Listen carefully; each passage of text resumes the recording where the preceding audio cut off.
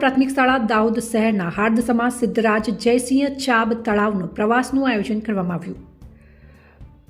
કુરસદના સમયમાં કરવામાં આવતી સૌથી લોકપ્રિય પ્રવૃત્તિ એટલે પર્યટન।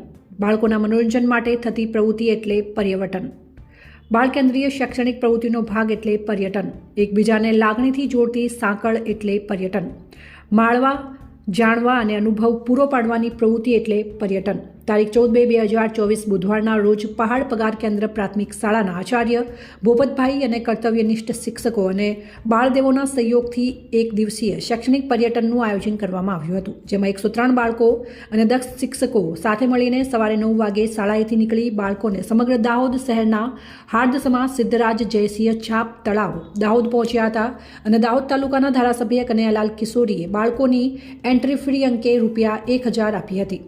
દાહોદ નગરપાલિકાની ભૂતપૂર્વ અને હાલની સમગ્ર ટીમ અને અનાસવાલા મારિયાબેન હાજર રહીને દરેક બાળકોને બોલપેન આપીને ઉમળકાભેર સ્વાગત કર્યું હતું અને પર્યટનને ખુલ્લો મૂક્યો હતો।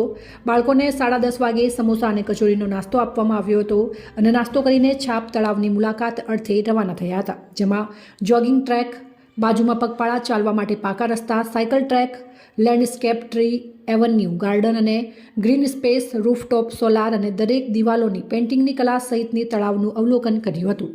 ત્યાંથી નીકળી બપોરે 2 વાગે કેદારનાથ મહાદેવના મંદિરે પહોંચી ત્યાં બુંદી અને દાળ ભાતનું સ્વરૂચિ ભોજન લીધું હતું। ત્યારબાદ દેવોના દેવ મહાદેવના દર્શન કરી બાળકોએ તાળીઓના નાદ સાથે ધૂન ગાઈ વાતાવરણ ભક્તિમય બનાવ્યું હતું।